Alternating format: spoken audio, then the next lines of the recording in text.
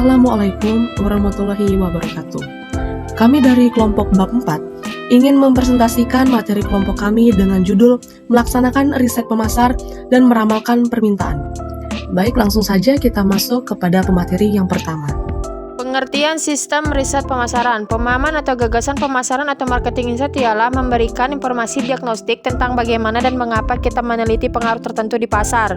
Dan kita juga dapat mendefinisikan riset pemasaran atau marketing research sebagai perancangan, pengumpulan, analisis, dan pelaporan data yang sistematis serta temuan yang relevan terhadap situasi pemasaran tertentu yang dihadapi perusahaan. Perusahaan riset pemasaran dapat dibagi dalam 3 kategori. Yang pertama itu perusahaan riset yang terindikasi dengan jasa. Yang kedua itu perusahaan riset pemasaran yang sesuai pesanan. Dan yang ketiga itu perusahaan riset pemasaran spesialis lini. Selanjutnya ada proses riset pemasaran, terdapat 2 langkah, yaitu langkah pertama yaitu mendefinisikan masalah, kedua itu alternatif keputusan, dan yang ketiga itu tujuan riset. Selanjutnya langkah kedua yaitu mengembangkan rencana riset. Yang pertama itu melalui sumber data. Riset dapat mengumpulkan data sekunder, data primer, ataupun data keduanya, dan kedua itu pendekatan riset. Di mana pemasar mengumpulkan data primer dengan 5 cara, yaitu melalui observasi, kelompok fokus, survei, data perilaku, dan juga pengalaman. Selanjutnya ada instrumen riset. Periset pemasar mempunyai 3 pilihan instrumen riset utama dalam mengumpulkan data primer. Yang pertama itu ada kuesioner. Jadi di samping sini adalah contoh dari kuesioner. Lalu yang kedua adalah pengukuran kualitatif, dan yang ketiga yaitu peralatan teknologi. Selanjutnya yaitu ada rencana pengambilan sampel. Setelah memutuskan pendekatan dan instrumen riset, periset pemasar harus merancang rencana pengambilan sampel. Hal ini memerlukan 3 keputusan. Yang pertama, unit pengambilan sampel. Siapa yang harus kita survei? Yang kedua ada ukuran sampel. Berapa banyak orang yang harus kita survei? Lalu ketiga, prosedur pengambilan sampel. Bagaimanakah kita harus memilih responden? Jadi di sini ada metode kontak. Sekarang periset pasar harus memutuskan bagaimana ia akan menghubungi subjek, lewat surat, lewat telepon, secara tatap muka atau online. Dan terdapat 4 cara. Cara pertama yaitu kuesioner surat. Cara kedua adalah wawancara telepon. Cara ketiga, wawancara pribadi. Dan cara keempat, wawancara online. Langkah ketiga adalah mengumpulkan informasi. Ada 4 masalah utama yang timbul dalam survei. Beberapa responden tidak pernah ada di rumah dan harus dihubungi kembali atau diganti. Responden lain menolak bekerja sama. Responden lainnya lagi akan memberikan jawaban yang bias atau tidak jujur. Terakhir, beberapa pewawancara mungkin bias atau tidak jujur. Langkah keempat adalah menganalisis informasi. Satu langkah sebelum langkah terakhir adalah penyimpulan temuan dengan mentabulasikan data dan mengembangkan distribusi frekuensi. Langkah kelima yaitu mempresentasikan temuan. Sebagai langkah terakhir, periset mempresentasikan temuan yang relevan dengan keputusan pemasaran utama yang dihadapi manajemen. Periset semakin dituntut untuk memainkan peran konsultan yang lebih proaktif dalam menerjemahkan data dan informasi menjadi pandangan dan rekomendasi. Langkah keenam yaitu mengambil keputusan.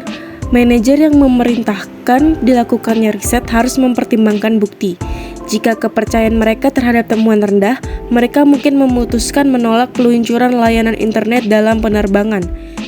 Mengatasi halangan dalam penggunaan riset.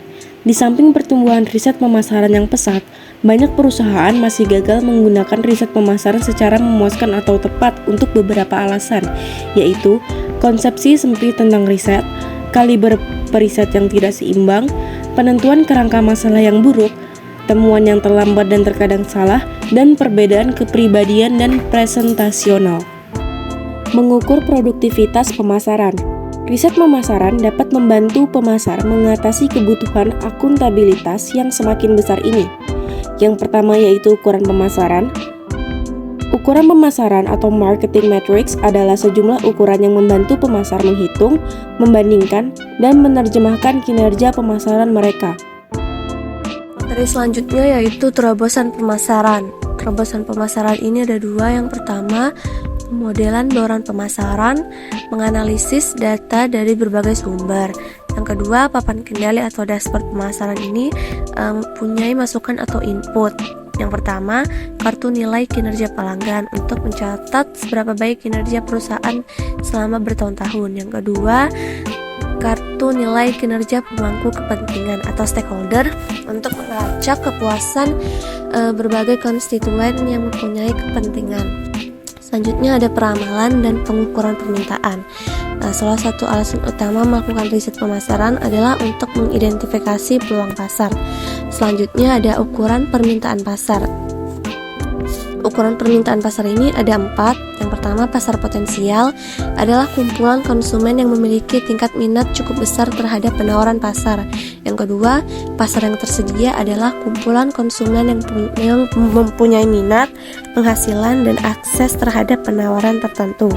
Yang ketiga, pasar sasaran adalah bagian pasar tersedia berkualifikasi yang diputuskan perusahaan untuk dikejar. Yang keempat, pasar terpenetrasi adalah kumpulan konsumen yang membeli produk perusahaan. Selanjutnya, kosakata pengukuran permintaan. Konsep utama dalam pengukuran permintaan adalah permintaan pasar dan permintaan perusahaan. Dalam masing-masing konsep itu, kita harus membedakan antara fungsi permintaan, peramalan, penjualan, dan potensi. Dan selanjutnya, permintaan pasar. Langkah pertama pemasar dalam mengevaluasi peluang pasar adalah memperkirakan total permintaan pasar. Permintaan pasar atau market demand untuk sebuah produk adalah total volume yang akan dibeli oleh kelompok pelanggan tertentu. Selanjutnya ada kosakata pengukuran permintaan. Yang pertama ada permintaan pasar, di mana ini adalah total volume yang akan dibeli oleh kelompok pelanggan tertentu di wilayah geografis tertentu dalam periode waktu tertentu. Yang kedua ada peramalan pasar, yaitu permintaan pasar yang berkorespondensi dengan satu tingkat pengeluaran pemasaran industri yang sebenarnya akan terjadi. Yang ketiga ada potensi pasar, di mana batas yang didekati oleh permintaan pasar ketika pengeluaran pemasaran industri mendekati tingkat tak terbatas untuk satu lingkungan pemasaran. Yang keempat, permintaan perusahaan, di mana pangsa permintaan pasar yang diperkirakan perusahaan pada tingkat alternatif dari usaha pemasaran perusahaan dalam satu periode tertentu. Selanjutnya ada peramalan penjualan perusahaan, di mana ini adalah tingkat penjualan perusahaan yang diharapkan berdasarkan rencana pemasaran terpilih. Selanjutnya yang terakhir ada potensi penjualan pemasaran perusahaan, di mana ini adalah batas penjual yang didekati oleh permintaan perusahaan ketika usaha pemasaran perusahaan meningkat relatif terhadap usaha pesaing. Selanjutnya ada total potensi pasar, yaitu jumlah penjualan maksimum yang mungkin tersedia bagi semua perusahaan dalam sebuah industri sepanjang suatu periode di bawah tingkat usaha pemasaran industri. Potensi pasar suatu wilayah ada 2 metode pembentukannya. Pertama, metode pembentukan pasar. Yang kedua ada metode indeks multifaktor. Selanjutnya ada penjualan industri dan pangsa pasar, di mana perusahaan harus mengetahui penjualan industri sebenarnya yang terjadi di pasarnya. Hal ini berarti perusahaan harus mengidentifikasi pesaing dan memperkirakan penjualan mereka. Memperkirakan permintaan masa depan dapat dilakukan dengan 5 cara. Yang pertama, survei maksud atau intensi pembeli. Kedua, gabungan pendapat tenaga penjual. Ketiga, pendapat ahli. Keempat, analisis penjualan di masa lalu. Dan yang terakhir ada metode uji pasar.